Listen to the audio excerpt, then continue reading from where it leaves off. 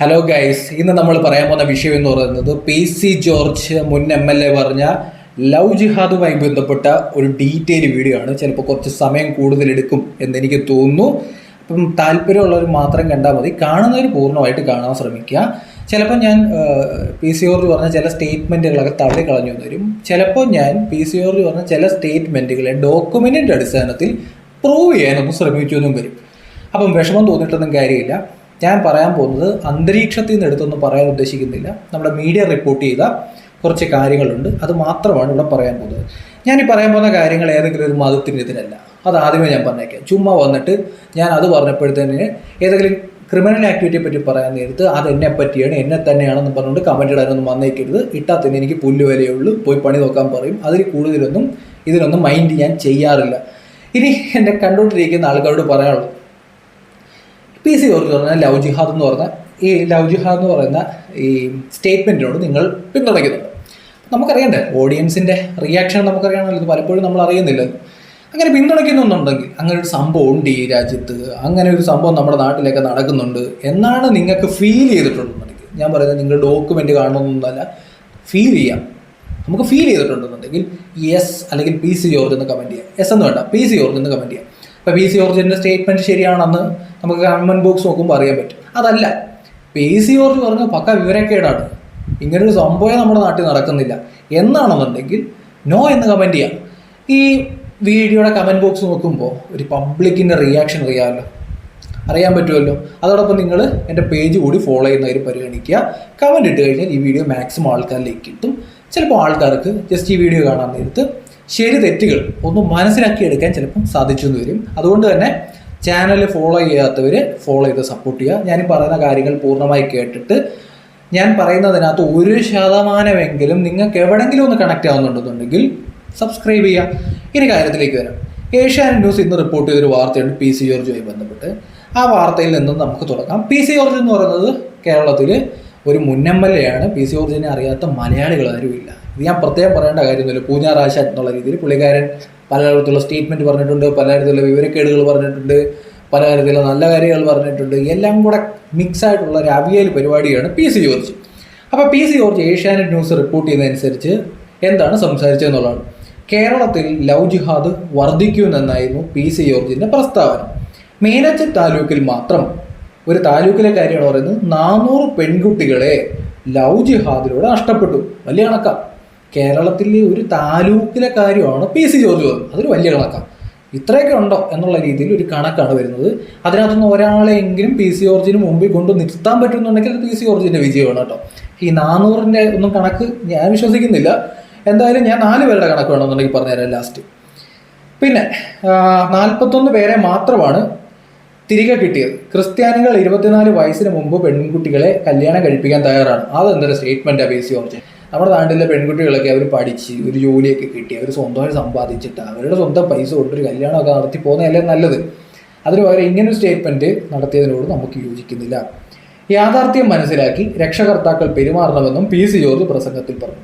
കഴിഞ്ഞ ദിവസം ഈരാറ്റുപേട്ടയിൽ പിടികൂടിയ സ്ഫോടക വസ്തുക്കൾ, അതിനെപ്പറ്റി പലരും മിണ്ടുന്നില്ല. ഇത് സംഭവം കേട്ടോ, ഞാൻ വേറൊരു വീഡിയോ കണ്ടായിരുന്നു. ഈരാറ്റുപേട്ടയിൽ നിന്ന് സ്ഫോടക വസ്തുക്കൾ കിട്ടി. അത് ആര് കൊണ്ടുവന്ന് വെച്ചാലും ക്രിമിനൽ ആക്ടിവിറ്റിയാണ്, ഏത് വ്യക്തിയാണെന്നുണ്ടെങ്കിലും കേട്ടോ. അതിനെപ്പറ്റിയൊക്കെ അറിയേണ്ടതായിട്ടുണ്ട്. കേരളം മുഴുവൻ കത്തിക്കാനുള്ളതുണ്ട്, അതെവിടെ കത്തിക്കാനുള്ളതാണെന്ന് അറിയാം എന്നൊക്കെയാണ് പി.സി. ജോർജ് പറഞ്ഞത്. അപ്പോൾ അത് പി.സി. ജോർജുമായി ബന്ധപ്പെട്ട് പോലീസ് അന്വേഷിച്ച് കഴിഞ്ഞാൽ സ്ഥലവും കാര്യങ്ങളും അറിയും എന്നാണ് നമ്മൾ അറിയുന്നത്.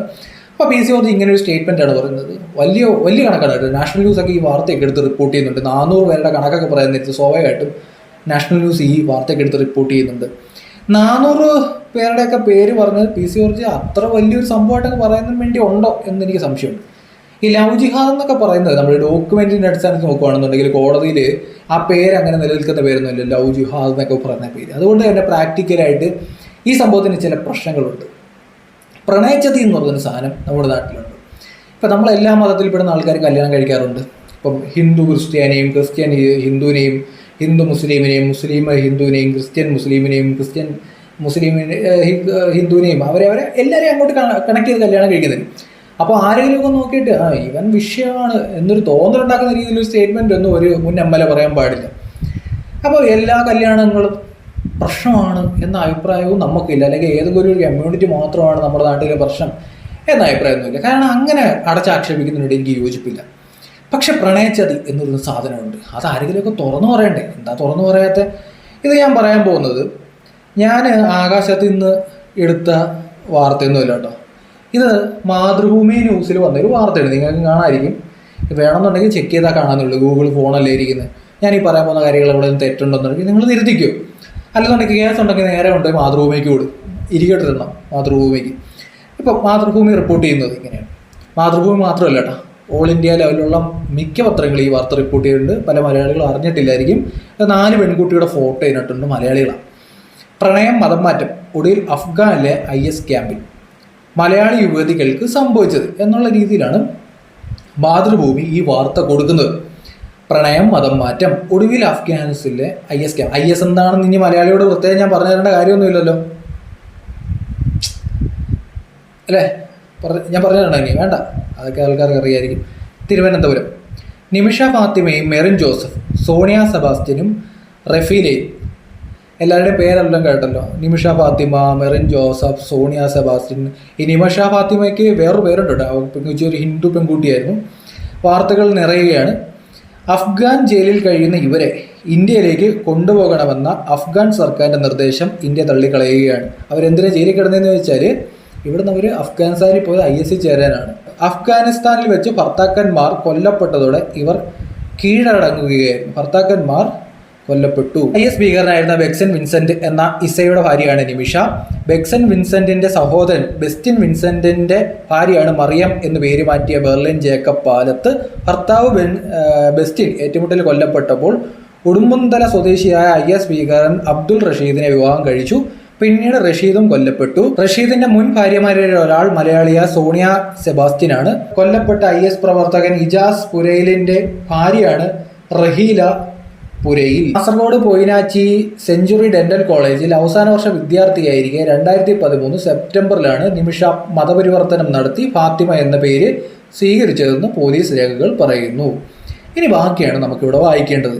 പെൺകുട്ടിയെ കാസർഗോഡ് പഠിച്ചുകൊണ്ടിരിക്കെ കാണാതായതായിരുന്നു. കാണാതായ സമയത്ത് ബന്ധുക്കളുടെ പരാതിയുടെ അടിസ്ഥാനത്തിൽ പോലീസ് അന്വേഷണം നടത്തി. കാസർഗോഡ് വിദ്യാനഗർ പോലീസ് സ്റ്റേഷനിൽ രജിസ്റ്റർ ചെയ്ത പരാതിയുടെ അടിസ്ഥാനത്തിൽ നടന്ന അന്വേഷണത്തിന്റെ റിപ്പോർട്ടിലാണ് നിമിഷയുടെ മതപരിവർത്തനത്തെക്കുറിച്ച് മറ്റും വിവരിക്കുന്നത്.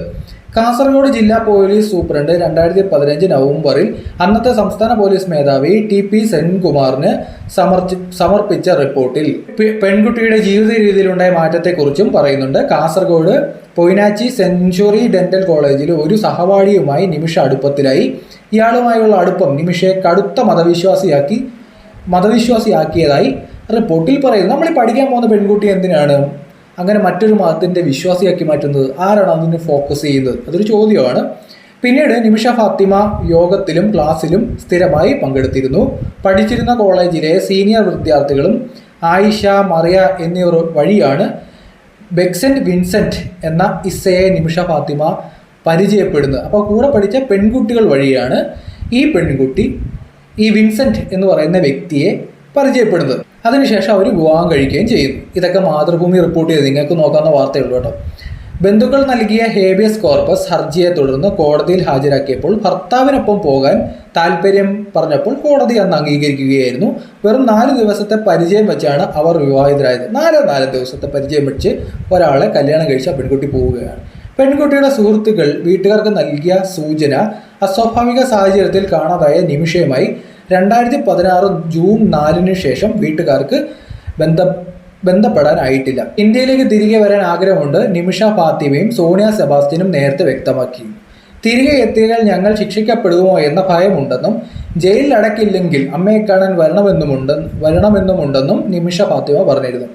IS ഉണ്ടായിരുന്ന പ്രതീക്ഷ ഇപ്പോഴില്ലെന്നും ഇനി തിരിച്ചു പോകില്ലെന്നും സോണിയ പറഞ്ഞു.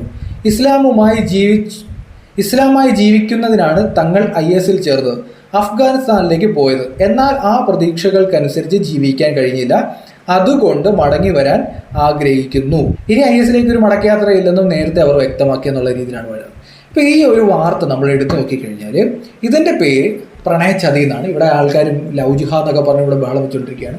ഇതൊരു പ്രണയച്ചതിയാണ്. നമ്മൾ ആലോചിച്ച് നോക്കുക, പഠിക്കാൻ പോകുന്ന കുട്ടികൾ അവർ പഠിക്കാൻ പോകുന്നു, ഇപ്പം നിർദ്ദിഷ്ടമായിട്ട് ജോലിയൊക്കെ കിട്ടി ചിലപ്പോൾ നല്ല സാലറിയിൽ വേറൊരു വീട്ടിൽ കല്യാണമൊക്കെ കഴിച്ച് സുഖം സ്വസ്ഥമായിട്ട് ജീവിക്കേണ്ടതാണ്. അല്ലെങ്കിൽ കല്യാണം കഴിച്ച് പോയവർ ഇപ്പം മറ്റു മതത്തിൽപ്പെടുന്ന ആൾക്കാർ കല്യാണം കഴിച്ചു എന്ന് തന്നെ വെക്കുക, ഇവർ മറ്റൊരു മതത്തിൽപ്പെടുന്ന കല്യാണം കഴിച്ചു നോക്കുക. അങ്ങനെയാണെന്നുണ്ടെങ്കിൽ നമ്മുടെ നാട്ടിൽ ഏതെങ്കിലും ക്ലിനിക്ക് ഒക്കെ ഇട്ട് ഇവർ സ്വസ്ഥമായിട്ട് ജീവിക്കേണ്ടവർ അവരെന്താണ് അഫ്ഗാനിസ്ഥാനിൽ പോയത്? ഇപ്പം ഈ വിൻസെൻ്റ് എന്നൊക്കെയുള്ള പേര്, ആ പേര് വെച്ചാണെന്നുണ്ടെങ്കിൽ അവരെവിടെയാണ് പോകുന്നത്? ഇസ്രായേലിൽ പോയിട്ട് യേശു ക്രിസ്തു ജനിച്ച സ്ഥലമല്ലേ അവർ പോയി കാണേണ്ടത്? അതിന് പകരം എന്താണ് അഫ്ഗാനിസ്ഥാനിൽ പോയത്, IS പോയത്? അപ്പോൾ ഇതിൻ്റെ പിന്നിലുള്ള അജണ്ട എന്താണ്? പിന്നെ ഈ PC ജോർജുമായി ബന്ധപ്പെട്ട് ഈ പറഞ്ഞ സ്റ്റേറ്റ്മെൻറ്റിൽ ഇത് പലയിടത്തും പ്രൂവ് ചെയ്യാൻ പറ്റത്തില്ല. ഇപ്പം നമ്മൾ ഇതിനകത്ത് തന്നെ നോക്കുക, ഈ വാർത്ത തന്നെ നോക്കാം. ഇത് കോടതിയിൽ പോകുന്നു, ഹേബിയസ് കോർപ്പസ് കൊടുക്കുന്നു, പോലീസ് സൂപ്രണ്ട് ഓഫീസുമായി ബന്ധപ്പെട്ട് വരുന്നു. ആ പെൺകുട്ടിയുടെ സ്റ്റേറ്റ്മെൻ്റ് ആണ് അവിടെ വാല്യൂ എന്ന് പറയുന്നത്. അയാളോടൊപ്പം പോകാനാണ് താല്പര്യം, കാരണം പ്രായപൂർത്തിയായ പെൺകുട്ടിയാണ്. അതുകൊണ്ട് തന്നെ ഈ PC ജോർജ് ഇപ്പോൾ നമ്മളിപ്പോൾ ഈ ഒരു വിഷയത്തെ പറ്റി പ്രതികരിക്കുമ്പോഴും അല്ലെന്നുണ്ടെങ്കിൽ ആ പെൺകുട്ടികൾ എന്ത് നിലപാടെടുക്കും എന്നുള്ളതാണ് അവിടുത്തെ ചോദ്യം. അവർ ഡയറക്റ്റായിട്ട് എവിടെയെങ്കിലും പോയി സ്വസ്ഥമായിട്ട് ജീവിക്കുകയാണെങ്കിൽ ആർക്കും ഒന്നും പറയേണ്ടതായിരുന്നില്ല. പക്ഷെ അവർ പോയത് ഏത് വഴിക്കാണ് എന്ന് നമ്മൾ ആലോചിക്കുക. ഇതിൻ്റെ പേരിൽ ഞാൻ ഏതെങ്കിലും ഒരു കമ്മ്യൂണിറ്റി ആക്ഷേപിക്കാനല്ല ഉദ്ദേശിക്കുന്നത്. ഈ ഒരു കേസ് നമ്മൾ പഠിക്കേണ്ടതായിട്ടുണ്ട്. നമ്മുടെ നാട്ടിൽ നടക്കുന്ന ചില പ്രശ്നങ്ങളൊക്കെ ഉണ്ട്, ആ പ്രശ്നങ്ങളെ അഡ്രസ്സ് ചെയ്യേണ്ടതായിട്ടുണ്ട്. ഇപ്പോൾ നമ്മളൊരു കല്യാണം ഒക്കെ ആയിട്ട് വരുന്നു, അയാൾ വന്നിട്ട് നമ്മളോട് മതം പറയുന്നത് എന്തിനാണ്? അങ്ങനെ മതം പറയേണ്ടത് എന്ത് കാര്യമുള്ളത്? അല്ലെങ്കിൽ മതം പഠിപ്പിക്കുന്ന സ്ഥലത്ത് കൊണ്ടുപോകുന്നത് എന്തിനാണ്? അതൊക്കെ ആൾക്കാർ മനസ്സിലാക്കണം. അത് മനസ്സിലാക്കേണ്ടതാണ്. ഒരാൾ കല്യാണം നമുക്ക് ഇഷ്ടമാണെന്ന് പറയുന്നത്, ഒരു പെൺകുട്ടി ഇഷ്ടമാണെന്ന് പറയുന്നത്, അല്ലെങ്കിൽ നമ്മളെ കൂടെ പഠിക്കുന്ന പെൺകുട്ടികൾ മതം പഠിപ്പിക്കാൻ കൊണ്ടുപോകുന്നു, അല്ലെങ്കിൽ അവർ പരിചയപ്പെടുത്തുന്നു ഒരാളെ, 4 ദിവസം കൊണ്ട് അയാളോട് കല്യാണം കഴിച്ച് അവർ അഫ്ഗാനിസ്ഥാനിലേക്കൊക്കെ പോകുന്നു, ഒറ്റ ദിവസം പോവുകയാണ്. ഇതൊക്കെയാണ് ഇവിടെ നടന്നുകൊണ്ടിരിക്കുന്നത്. അപ്പോൾ ഇങ്ങനെ കുറച്ച് പ്രശ്നങ്ങളുണ്ട്. ഇപ്പോൾ കോടതിയിൽ പോകാൻ നേരത്ത് ആ പെൺകുട്ടി എന്തായാലും ആ ബ്രെയിൻ വാഷ് ചെയ്തിട്ട് നമ്മൾ പറയല്ലേ, അവരുടെ ഇഞ്ചെക്റ്റ് ചെയ്തു. അങ്ങനെ ഇഞ്ചെക്റ്റ് ചെയ്ത ഒരാൾ നിയമത്തിന് മുമ്പിൽ വന്നിട്ട് പറയില്ല എനിക്ക് എൻ്റെ അമ്മയോടൊപ്പം പോകണം, എനിക്ക് തിരിച്ചെൻ്റെ വീട്ടിൽ പോകണം എന്ന് അവർ പറയില്ല. അവിടെയാണ് പോയിന്റ് എന്ന് പറയുന്നത്. അങ്ങനെ കുറച്ച് പ്രശ്നങ്ങൾ നമ്മുടെ നാട്ടിൽ നടക്കുന്നുണ്ട്. ഇത് ഓപ്പണായിട്ട് പറയുന്നതിന് എന്താ തെറ്റ്? നമ്മുടെ ഡോക്യുമെൻ്റ് ആയിട്ട് വന്നതാണ്, അല്ലെങ്കിൽ ഇന്ത്യ ഗവൺമെൻറ് നിലപാടാണ്, അവരെ തിരിച്ചു കൊണ്ടുവരില്ല എന്നുള്ളത്. അവരുടെ കിടന്ന് നരയിക്കുകയാണ് സത്യം പറഞ്ഞത്. ഇവിടെയൊക്കെ ആ കോഴ്സ് കംപ്ലീറ്റ് ചെയ്തായിരുന്നെങ്കിൽ ഏതെങ്കിലും നല്ല എൻ്റെ ക്ലിനിക്കിലൊക്കെ പോയിട്ട് ഡെന്റിസ്റ്റായിട്ട് നല്ല കാറൊക്കെ മേടിച്ച് സുഖമായിട്ട് 2 നല്ല വീട്ടിൽ കല്യാണമൊക്കെ കഴിച്ചൊക്കെ ജീവിക്കേണ്ട ആൾക്കാർ അഫ്ഗാനിസ്ഥാനിൽ പോയി നരയിക്കുന്നത് എന്തുകൊണ്ടാണ്? അത് ഒരു ഇഷ്യൂ ആണ്. ആ ഇഷ്യൂ ആണ് ഇവിടെ അഡ്രസ്സ് ചെയ്യേണ്ടത്. അല്ലാതെ PC ജോർജ് എന്തെങ്കിലും ഒന്ന് പറഞ്ഞു എന്നൊക്കെ പറഞ്ഞു. PC ജോർജ് പറഞ്ഞ് ഈ വലിയ കണക്ക് 400 എന്നൊക്കെ പറയുന്ന നേരത്ത് സ്വാഭാവികമായിട്ടും അതൊന്ന് അന്വേഷിച്ചാൽ നന്നായിരിക്കും. എത്ര പെൺകുട്ടികൾ പോയി, ഇതിൻ്റെ പിന്നിലൊരു അജണ്ടയുണ്ടോ, അല്ലെങ്കിൽ ആൾക്കാരെ ഫോക്കസ് ചെയ്യുന്നുണ്ടോ, അല്ലെങ്കിൽ പെട്ടെന്ന് അവർ മതം മാറിയാണോ പോകുന്നത്? ഇപ്പോൾ കല്യാണം കഴിച്ച് പോകുന്നവർ മതം മാറേണ്ട കാര്യമുണ്ടോ? എന്തിനാണ് മതം മാറുന്നത്? അവിടെ പോയിട്ട് പെട്ടെന്ന് മതം മാറിയായിട്ടാണോ പോകുന്നത്? ഇതൊക്കെ ഒന്ന് അന്വേഷിച്ചാൽ കാര്യങ്ങൾ വ്യക്തമല്ലോ. 400 പേരുടെ ഡീറ്റെയിൽ എടുത്താൽ പോരെ. അല്ലാന്നുണ്ടെങ്കിൽ ഇത് പലപ്പോഴും പ്രശ്നം വരുന്നത് എന്തറിയോ, ഇപ്പം തിരിച്ചു വന്നു എന്ന് തന്നെ വെക്കുക, ഒരു ഫാമിലി ഒരു പെൺകുട്ടി, അവർക്ക് പബ്ലിക്കായിട്ട് പറയാൻ പറ്റും പോയി ആ പെൺകുട്ടിക്ക് പിന്നെ ഒരു ഫ്യൂച്ചറുണ്ടോ? അതുകൊണ്ട് തന്നെ പലരും നിശബ്ദരായി പോകും. അത് തന്നെയാണ് ഇവിടെ സംഭവിച്ചുകൊണ്ടിരിക്കുന്നത്. പിന്നെ പബ്ലിക് ഡോക്യുമെൻ്റായി കിടക്കുന്ന ഈ 4 പേരുടെ പല മറ്റു വിഭാഗത്തിൽപ്പെടുന്ന പെൺകുട്ടികളെ കൂടെ ഒരു കമ്മ്യൂണിറ്റിയിൽപ്പെടുന്ന പെൺകുട്ടികൾ 2 പെൺകുട്ടികൾ ചേർന്ന് അവരെ ഫോക്കസ് ചെയ്ത് കൊണ്ടുവരുന്നു, ബാക്കിയുള്ള ആൾക്കാരിലേക്ക് പരിചയപ്പെടുത്തുന്നു, അവരെ മതപഠനശാലകളിൽ കൊണ്ടുപോകുന്നു, അവരുടെ മൈൻഡ് മാറ്റുന്നു, വീട്ടുകാരുമായിട്ട് ബന്ധപ്പെടുന്നില്ല, അവരുടെ ഒരു മൈൻഡ് മാറ്റി 4 ദിവസം കൊണ്ട് ഒരാളെ കല്യാണം കഴിക്കുന്നു, അവർ അഫ്ഗാനിസ്ഥാനിലേക്ക് പോകുന്നു. നമ്മുടെ നാട്ടിൽ രാഷ്ട്രീയം ഒരു പ്രത്യേക രാഷ്ട്രീയമായതുകൊണ്ട് പലരും ഇതിനെപ്പറ്റി സംസാരിക്കാറുമില്ല. ഇതാണ് ഇപ്പോൾ പ്രശ്നം. ഇപ്പോൾ നമ്മൾ ഹിന്ദു, ക്രിസ്ത്യൻ, മുസ്ലിം ഇവർ തമ്മിൽ അങ്ങോട്ടും ഇങ്ങോട്ടൊക്കെ കല്യാണം കഴിക്കുന്ന വാർത്തകൾ നമ്മൾ കാണാറുണ്ട്. സുഖമായിട്ട് ജീവിക്കുന്ന മനുഷ്യരെ ഞാൻ തന്നെ കണ്ടിട്ടുണ്ട്, ഒരു പ്രശ്നമില്ലാതെ. പക്ഷെ ഇതിന് പിന്നിൽ ചില ആൾക്കാരെങ്കിലും അജണ്ടയോടെ പ്രവർത്തിക്കുന്നുണ്ട്. ആ അജണ്ടയെ തുറന്നു കാണിക്കേണ്ടത് എനിക്ക് തോന്നുന്നു ആ കമ്മ്യൂണിറ്റി പെടുന്ന ആൾക്കാരുടെ ഉത്തരവാദിത്തമാണെന്ന് തോന്നുന്നു. നിങ്ങൾ തന്നെയാണ് മുമ്പോട്ട് വന്നിട്ട് ഇങ്ങനെയുള്ള ആൾക്കാരുണ്ടെന്നുണ്ടെങ്കിൽ അവരെ മാറ്റി നിർത്തേണ്ടത്, അവർക്കെതിരെ ശക്തമായ രീതിയിൽ നടപടിയെടുക്കേണ്ടത്. അത് ശരിയാണെന്നുണ്ടെങ്കിൽ അത് വലിയ രീതിയിലൊരു പ്രശ്നമാണ്. ആ പ്രശ്നത്തെ അഡ്രസ്സ് ചെയ്യേണ്ടതായിട്ടുണ്ട്. ഏതായാലും ഞാൻ പറഞ്ഞ കാര്യങ്ങൾ ശരിയാണെന്ന് തോന്നുകയാണെന്നുണ്ടെങ്കിൽ നമ്മുടെ പേജ് ഫോളോ ചെയ്യുക, സബ്സ്ക്രൈബ് ചെയ്യുക.